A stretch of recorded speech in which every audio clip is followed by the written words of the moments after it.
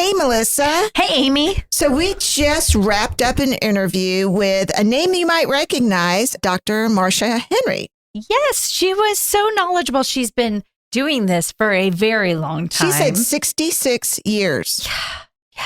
And she said more than 40 years of experience working in the field of reading and dyslexia as a diagnostician, tutor, teacher, and professor. Yep. Dr. Henry received her doctorate in educational psychology from Stanford University. And prior to her retirement, she's not really retired, y'all.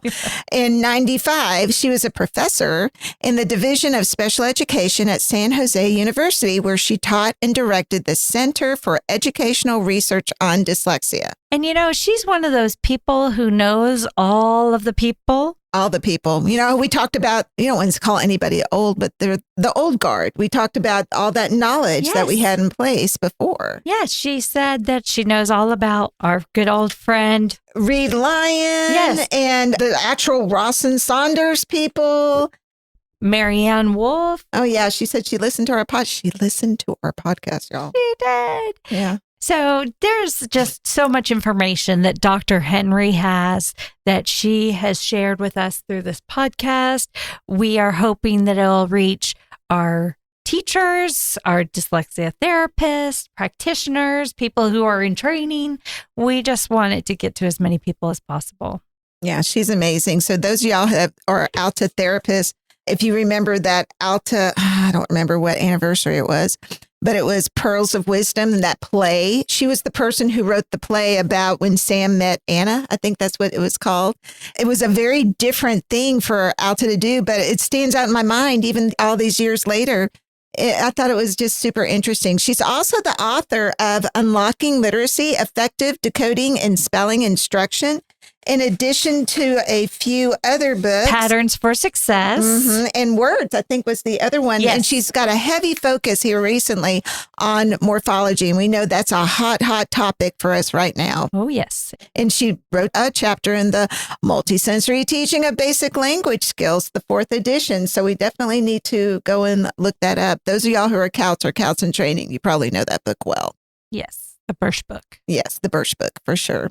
Okay, so here it is. Here is Dr. Henry's episode, and hope you enjoy it. Thanks, y'all. Bye. Hi, this is Amy. And Melissa.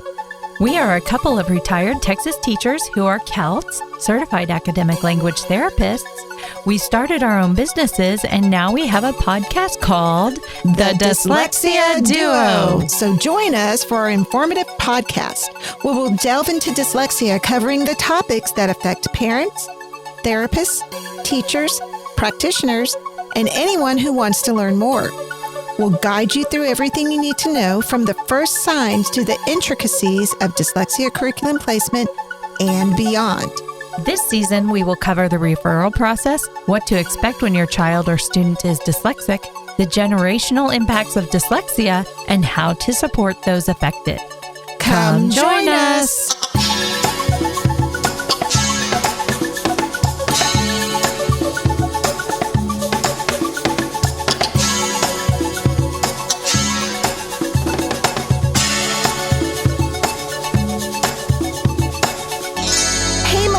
Hey, Amy. So today we have a very exciting guest. I first met her over 20 years ago when she came and spoke to my advanced class when I was getting my CALT. So when she said she would do this, I'm like, holy cow, I can't believe I'm in the presence of greatness once again. So go ahead, Dr. Henry, and introduce yourself to our audience. Well, I'm Marcia Henry, and I've been in this field now for 66 years. Oh, my goodness. So I know. And it still intrigues me like it did from my very first student. So in terms of my background, I had graduated from Michigan State and started a graduate program in educational psychology, not knowing much about dyslexia, except that my brother in 1947 was diagnosed as severely dyslexic. Oh. And he was diagnosed by a woman in my hometown, Mrs. Paula Rome, who studied directly with Dr. Samuel Orton. Wow. And so after beginning graduate school, I did what so many women of the 1950s did. We got married. Yep. And I had my first child in 1959. And later that fall, I thought, I want to do something. So I knew of Mrs. Rome because she had tested my brother many years before, 1947. So I called Paula and said that I had started a graduate program in EdPsych, and could I do some testing for her? And she said, absolutely not. She said, you can't test these children until you've been acquainted with them, unless you know what their characteristics are, how they differ from other children in some ways and are very much the same in other ways. And of course, the difference being the ability to learn to read. So she said, but you can tutor. And I said, I know nothing about teaching reading. And she said, well, I will teach you. Wow. I just remember this so clearly. She said, your first student will be a little boy, second grade, non-reader, bright boy, but just can't learn to read in the traditional Dick and Jane books, the old language of the time. And she said, his name is Lad, but he spells it D-A-L. Oh. Totally mirror image and reversals. And she said, now, if his name was Tim, we'd start with the short I and a couple consonants. But since his name is Lad, we'll start with the A. Mm-hmm. And I said, what's the A? Well, that's the phonics for the letter A. That's the sound that the letter A will make in many words. And so I had to actually start at the very beginning because I knew what the vowels were, but I couldn't tell you the sounds. Right. So like many of my adult students, teacher students over the years, I found that many of them were in the same position that I had been in, not really understanding anything about the language, the sound symbol relationships. And so that's what I learned step by step by step. Oh my goodness. And then you went on to do many great things where I just kind of stayed steady. But I was the same way. I learned to read with the C tip, C Jane, C Dick readers, the whole reader. And I was fine. But when I went to go teach students, I didn't know. Same thing. I knew there were 26 letters. I knew 5 of them were vowels. That's all I knew. Same relationship. Very nice. What else do you have to tell us about your early beginnings? Well, after a couple years where I pretty much just worked on letter formation with the handwriting, Dr. Orton, as you know, was a proponent of multisensory learning. So not only by the hand, but the eye and the ear. And so he'd want you to be able to name letter names, give you the corresponding sound, and form the letter in a good way, in an effective way. And so I learned all that. And then I started getting older students. And by older, I mean 5th, 6th, 7th grade. And I thought, they are so bored with this phonics. And can't I go beyond that?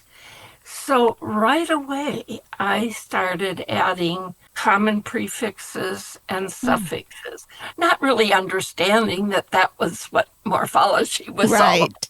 But I understood that if he could spell the word spell, for instance, I could have him write misspell, respell, misspelling, speller, and so on. And this just opened doors to them to understand that you could use these common little parts of that weren't really words, but that were the affixes, the prefixes and suffixes.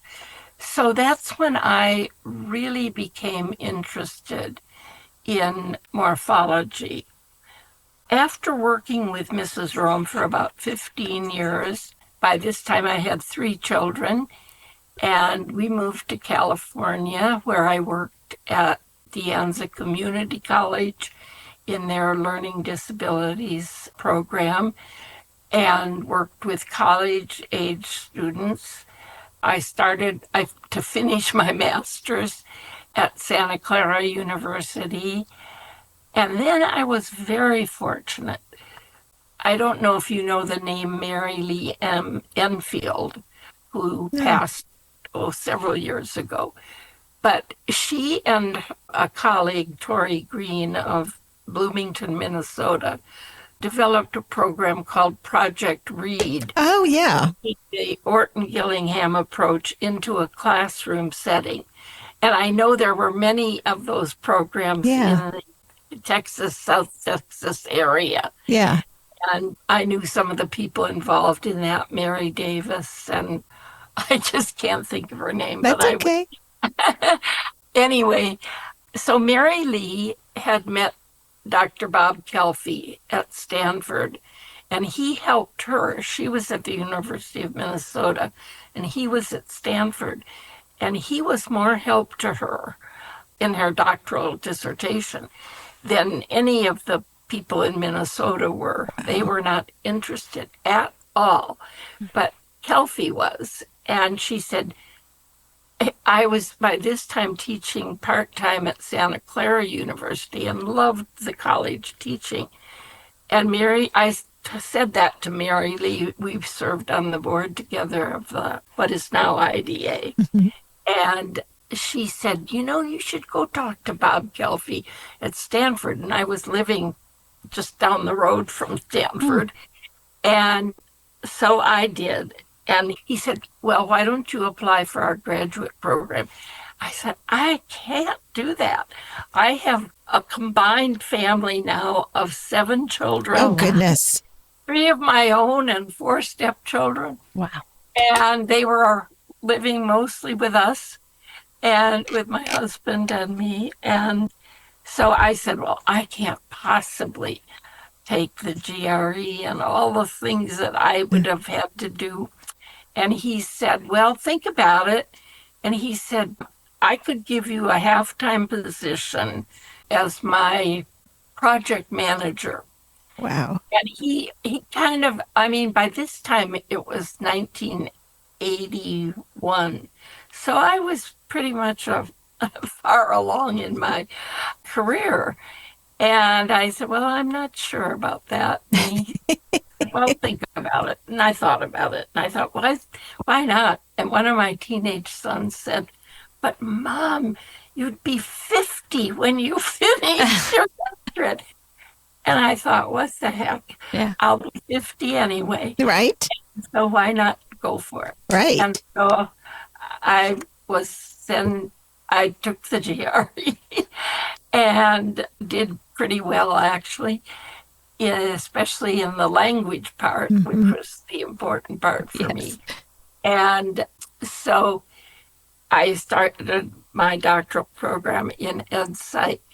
And that was a gift because it wasn't so concentrated just on learning disabilities, but kind of the whole spectrum. And I just had the pleasure of listening yesterday to Marianne Wolf's wonderful podcast with you. Thank you. And she comes from another area, from the neuropsychologist. And that's so important. And I knew relatively little about the brain, but at Stanford, I was able to learn a lot of that part of the components, as well as the teaching components. And interestingly, none of the dyslexia literature was in the School of Education. It was all in the medical school. And I thought, well, that's because Samuel Orton, the early English ophthalmologists and neurologists who studied dyslexia, were all physicians. And so the educators who actually had to provide the programs, the educational training, were just kind of set aside and not considered as part of the education literature. And that's changed happily. And now with the internet providing so much information, good and bad, as you all are aware, we have more access to so many of the studies that have been done. And then I started teaching full-time in a tenure track position in the special ed department at San Jose State University. And I finished my real career then, retired in 1997 because my husband and I had bought a wonderful cottage on a Madeline Island in Lake Superior. Wow. And we wanted to go there. So I went back to tutoring. I loved it anyway. And I volunteered at the elementary school on the island, as well as had a few students who came from off the island. And I loved being back in the school marm position. It's truly magical, isn't it, to work with kids? I think I remember you telling that story back in 2003, 2004, when you came to see our class. I think I remember hearing about the island and working with students and all that. I would have been there then. Yeah. That's you know, amazing. for somebody who's retired, it doesn't sound like you're too retired. No, I know. I keep saying I'm retired. I don't do as much speaking anymore. I don't do any writing anymore. Oh, well, I shouldn't say that. I wrote a memoir called When Grandma Was 20, because when I was 20 in college, I went on a wonderful trip in Europe on bicycle and hitchhiking, and Oh, wow. with two friends of mine, and I thought my 8 grandchildren needed to know that Grandma used to do things like that. Yeah, no, I totally agree with that. That's amazing. I know you're not done, but I mean, you've got such a rich history behind you and just so much to provide, because our field, as you know, is growing with more and more therapists and practitioners, and they know the now, but I don't think they know some of the history pieces, and you are definitely a contributor to the history. So my goodness, this is all great information. We'll be right back after a word from our sponsors. Hi, this is Melissa with Kids First Dyslexia Services. I am excited to share with you my private practice. Kids First Dyslexia Services is a private practice that specializes in dyslexia therapy. Each one-on-one session focuses on instruction specific to your child's needs in a nurturing environment that develops self-esteem, builds confidence, and fosters a sense of accomplishment, resulting in happier kids with higher levels of achievement. We provide a professional, personalized experience, always putting the child first. We value the relationships with both our students and parents, because strengthening skills and overcoming hurdles to achieve desired goals and success is a team effort. For more information, please visit www.kidsfirstdyslexia.com. That is www.kidsfirstdyslexia.com. Hi, this is Amy Rodenroth, and as part of the Dyslexia Duo podcast team and owner of Discovery Dyslexia Services, I want to talk to you about my business. Our COUT-trained team offers expert virtual or in-person therapy located in Prosper, Texas, using proven dyslexia curricula like Take Flight, Build, MTA, Alphabetic Phonics, and Reading by Design. We also provide crucial independent evaluations and advocacy services. Don't wait. Empower your child today. Visit www.discoveread.com to learn more.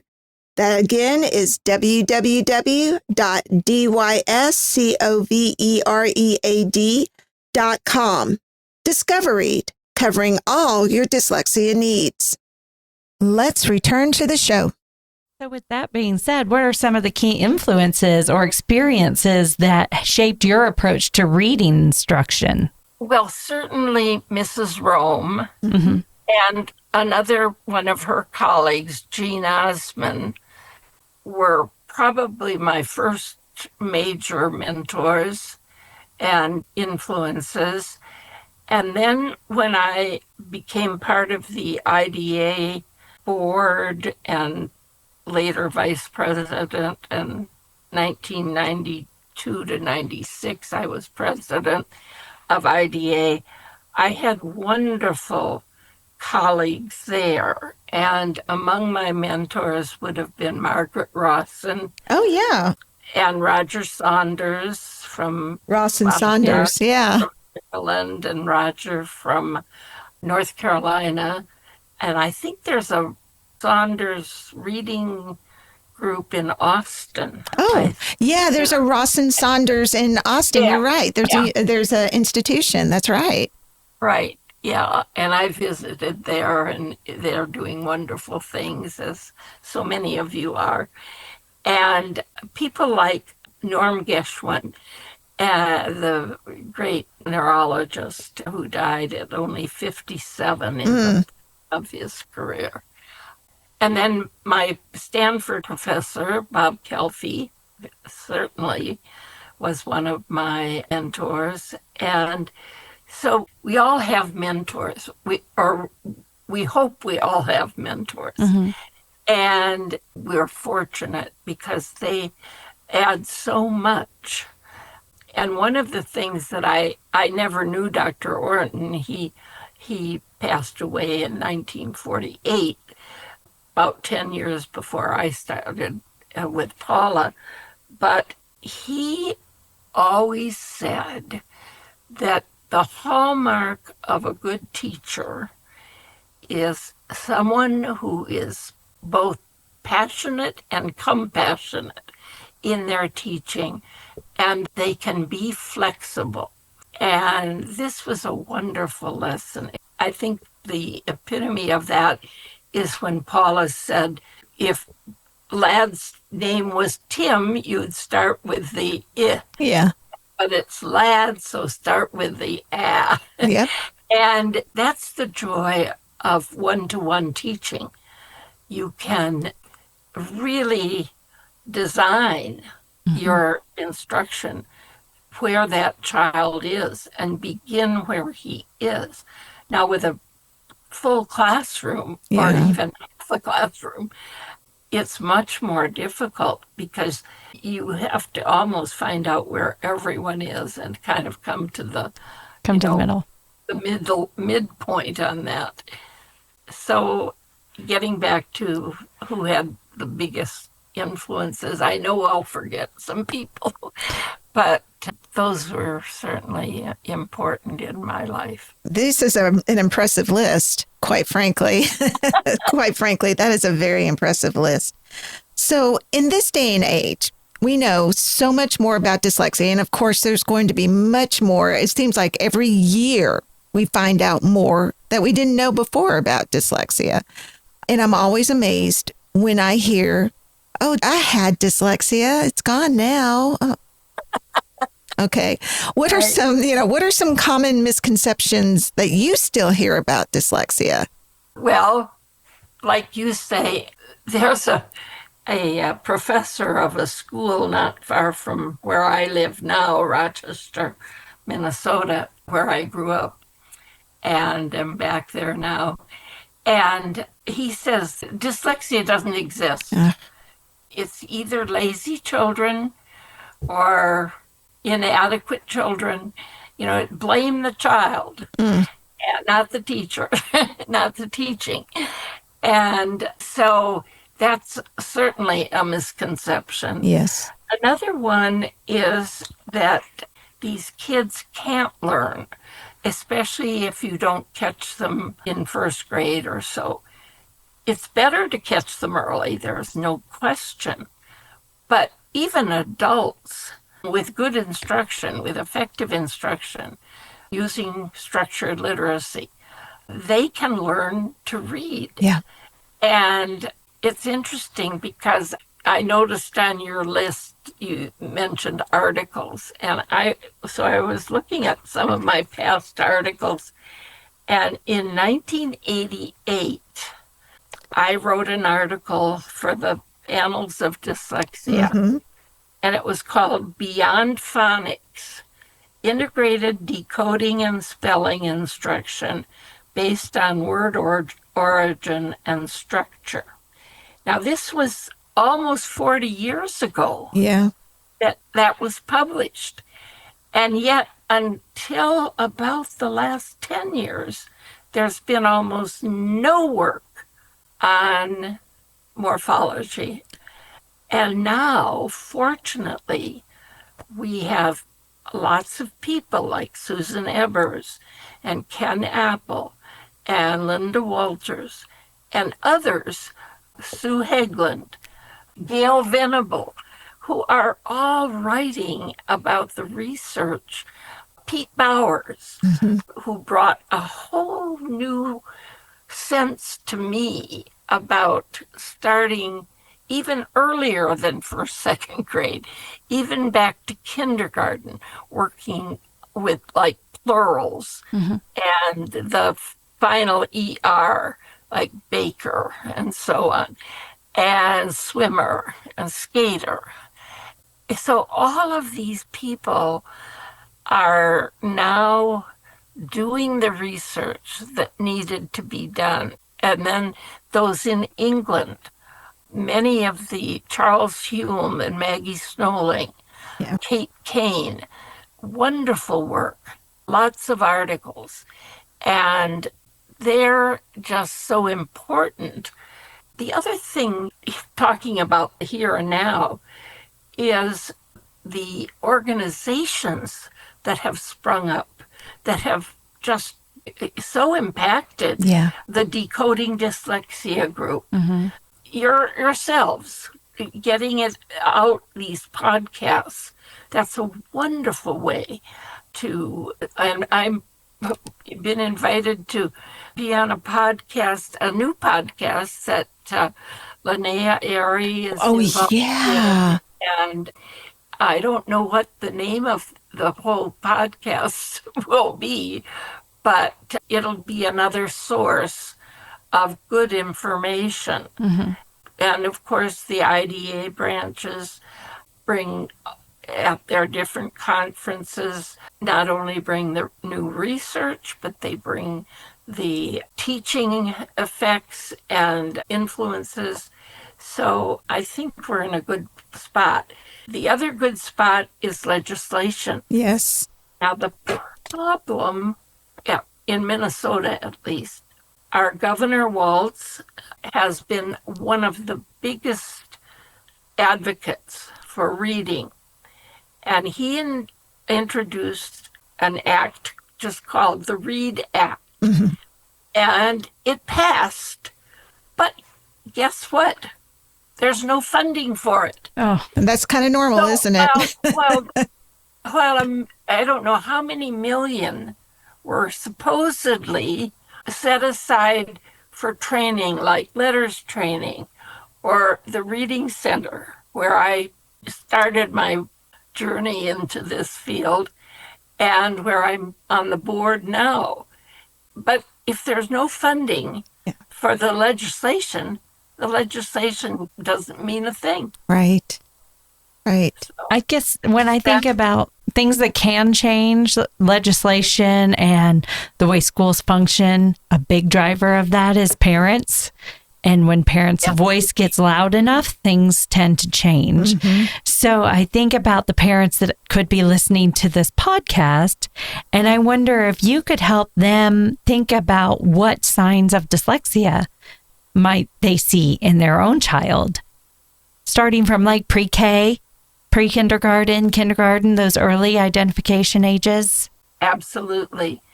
And the first thing I always ask a parent is, how did his oral language develop? And if they say, oh, he was a slow talker. My own father, bless his heart, used to say about my brother, boys are just slower. And he'll catch up. Well, he was slow at talking. There were lots of signs. He never doodled, tried to write his name. He never touched anything alphabetic. And that might be a sign. There's been an interesting, I don't know if you're familiar with Spell Talk. Yes, we had Dr. Wasowitz on the podcast. Yeah. And Spell Talk has some really interesting give and take with people. And right now they're very much hooked on, should students learn letter names first? Yes, of course. Because letter names give you the clue to the corresponding sound. Yeah. B. I mean, think of where your mouth is. M,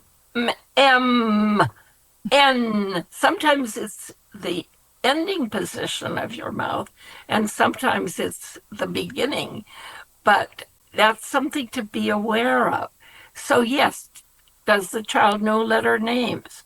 Not necessarily the corresponding sounds. Mm-hmm. Those do need to probably, for our children, need to be taught very explicitly. Yeah. And then the other kinds of things that we look at in early assessment, just their penmanship, if any, and can they form the letters? And we're also, you want to think about, can he or she understand the code? Does he realize that the L in lad is made by the L? Can he form it? Can he draw it in an effective way?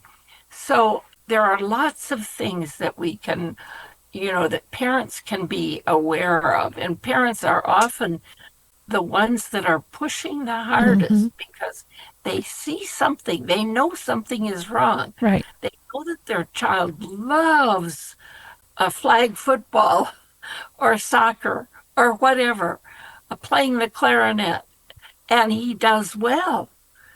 And I often am sad when I hear that, well, they've taken him out of music. Yeah. And yet music is what he does best and what he loves, or art, or any of those creative kinds of avenues that would be a plus to these children. So there are just so many things that parents need to look out for. There's a wonderful website for parents called Reading Rockets. Yes. And in Reading Rockets, they have lots of activities for early readers, and it's very helpful to parents. They always have a parents column.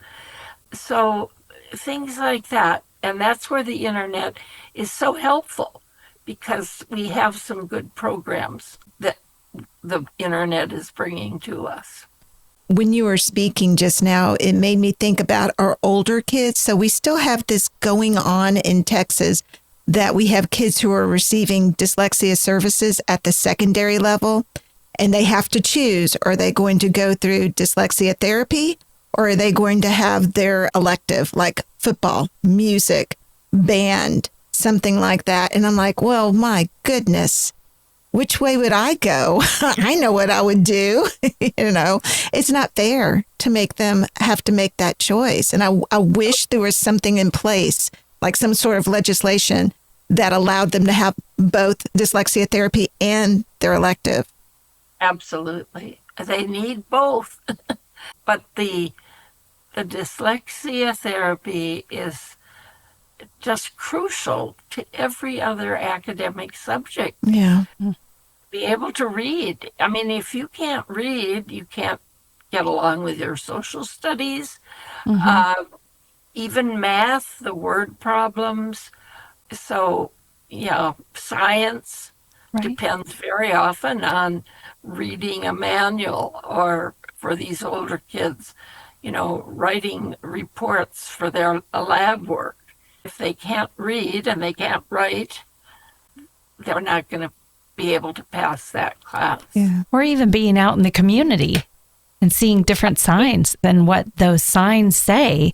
I've had parents tell me after therapy for a short period of time, maybe, after about 6 months or so, the parent will say, oh my gosh, they're starting to read signs now. They see these signs around town and they say, oh, that says blah, blah, blah, blah, blah. And it's just so delightful to me to hear that they're seeing what their world around them actually is showing them.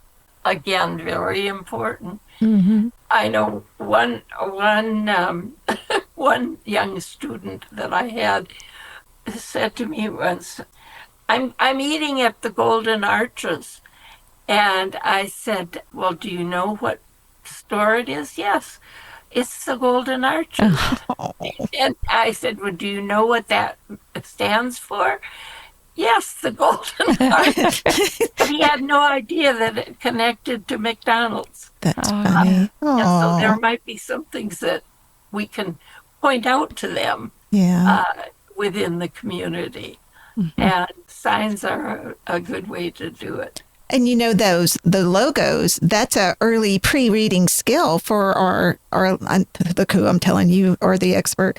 That's an early pre-reading skill for our littles. I remember my son doing the same thing. We had a hot dog place called Wiener Schnitzel, and he didn't know how to say Wiener Schnitzel because he was 2-ish. But he'd go, W, I want to go to W's house. I'm like, okay, we'll go to W's house after a while. At least he knew the W. He knew it. One way to teach the W. Yeah. This completes part 1 of our interview with Dr. Marcia Henry. Join us next week as we conclude our discussion. The Dyslexia Duo podcast hosts are Amy Rodenroth, Melissa Dean. Our producer is Greg Rodenroth. You can find us on Facebook at The Dyslexia Duo. Email us any questions or comments at thedyslexiaduo@gmail.com. Awareness is so important. Share this podcast with your friends, family, and teachers. Thanks for joining us. Bye.